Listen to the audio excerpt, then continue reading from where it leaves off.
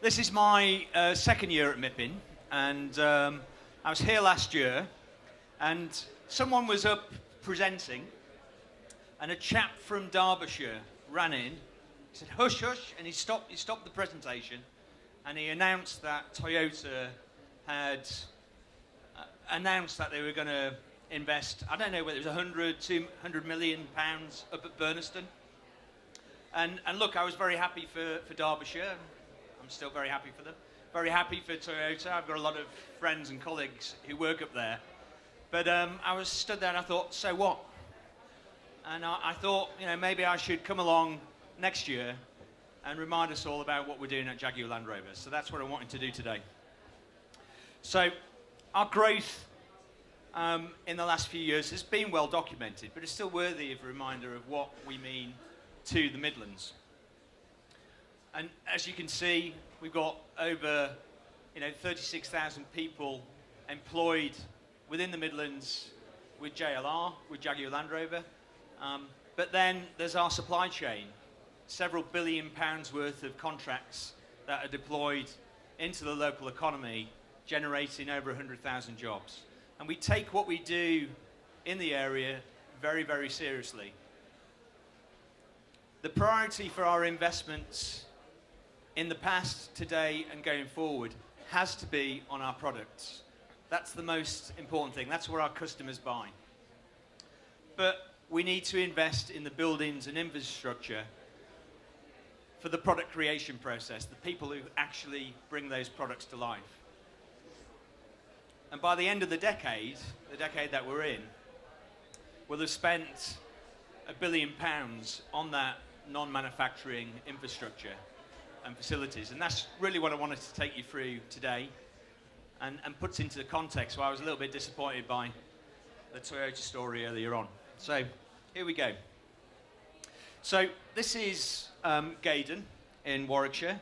This is where, this is the kind of heart of our product creation process. And what we've got a program called Gaydon Vision. And what Gaydon Vision does, it enables us to bring together all of the engineers and all of the product creation specialists, all of the designers, and all of the purchasing people who are involved in creating our new vehicles. So we'll spend over £450 million on the Gaydon Vision project. It's kind of made up of a number of elements. So there's a thing called Gaydon Triangle. You can make out the triangle in the middle there. That's where the major build is going on to accommodate our engineers. There's also an MVH, a Noise, Vibration and Harshness Technology Centre, which I'll talk about. And we're going to improve the car parking and the roads infrastructure, utilities and IT to kind of bring it all up to scratch. There is something like 20 miles of old pipes that we've had to take out of the old Gaydon facility and setup, just so we can start getting on with the build. And I must mention, by the time we've finished, we'll have planted over 500 trees, because I keep getting a hard time from my chief executive that I take too many trees out. We're putting about 3 times in to what we've taken out. But anyway, so the triangle itself. So the Gaydon Triangle will be the home, or the new home, to 4,000 engineers and purchasing staff. So a lot of them are already on the site, but they're in, some of the building stock that we've got there is end of life. And then, of course, there'll be a number of people who we can relocate down to Gaydon. So the purchasing team that I belong to, for example, is cast across more than 10 sites in Warwickshire, and we'll be able to home them all together right next door to the engineers that they work with. And also we'll bring the Jaguar Design Studio, so it will sit alongside the Land Rover Design Studio. It sits in Whitley today. And it's all about creating the right kind of environment that will not only attract, but then retain the top talent in the industry. So it's very real. It's not a drawing anymore. So we've had our biggest muck shift that we've ever done. So we've moved 120,000 metre cubed of earth to get going with the build. We're doing across both the Triangle building and MVH about 1,400 piles. We've got 4 tower cranes up at the, we've had them up for knocking on the door of a year now on the main site. Another 2 on the MVH site too, which you can see from afar. The superstructure is progressing well, and the glazing of the facade is underway. So is all of the glulam roof that we're putting on top, and the MEP, mechanical and electrical installation, is ongoing. So, and we're looking forward to a first occupation in December 18, and then we'll phase the completion of the whole building and the occupation of that through to May 2019. So that's Gaydon Triangle. Just a little bit further down one of the avenues is the Noise, Vibration and Harshness Centre, and JLR aspires to surpass our competition in that space. You can see, I'm just going to step across, the existing NVH building that we've got is this building here. So you can just see the scale of the engineering capability increase that we're going to put in that space. So phase 1 is that big L-shaped building that we're going to put in place, and phase 2 will go and knock down the old MVH centre and fill that gap to make it all square. The build's underway. We started with the superstructure, commenced in March, and phase 1 will be complete by 2020. So another 150 odd million pounds worth of investment to, really anchor down that capability for our engineers here in the Midlands. So we've had a look at leafy Warwickshire, and now moving up the road to the City of Culture. You enter whoop at that point, thank you. So into Coventry. So another big piece of engineering capability that we're putting in place is a new propulsion centre at the back of our existing site in Whitley.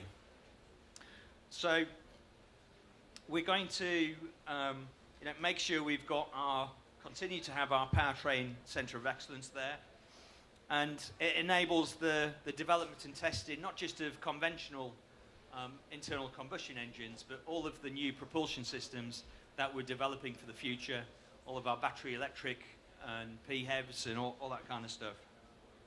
And it also reduces our outsourced dependency. We'll still, of course, deal with partners, some of them in the Midlands, but a lot of them scattered across Europe and indeed across the globe. But we want to have more control of our own destiny, and we'll put something like 38 new test cells into that centre. A lot of big kit. The site's now cleared, as you can see, and the enabling works are ongoing. There's a spine road. You can see the road there. That we're moving that road and putting it around the perimeter of the area that you can see. So that's now nearing completion, and main start on site will be later this year, with a completion next year.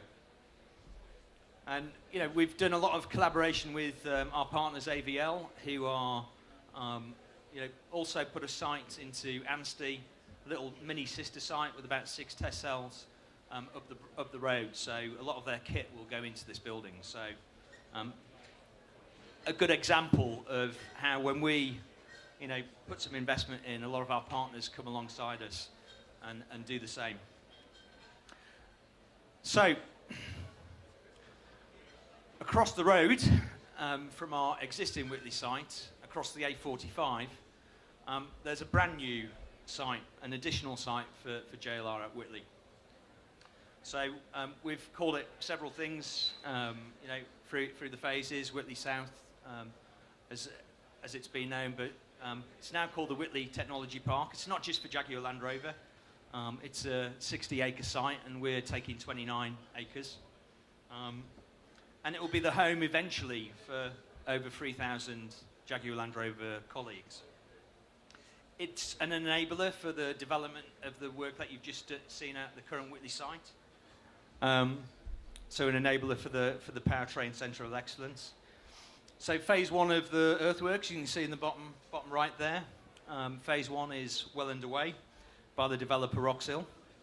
And the bridge over the A45 that will connect the two sites, that will start a little later this year.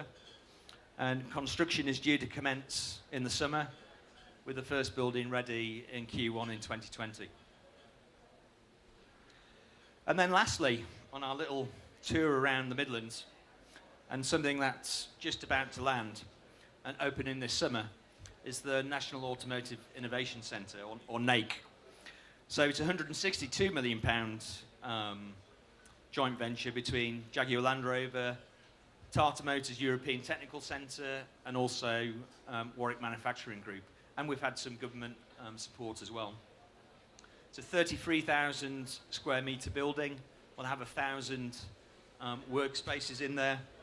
And it's a cutting-edge environment that enables us to bring our advanced engineers together with academia on the site.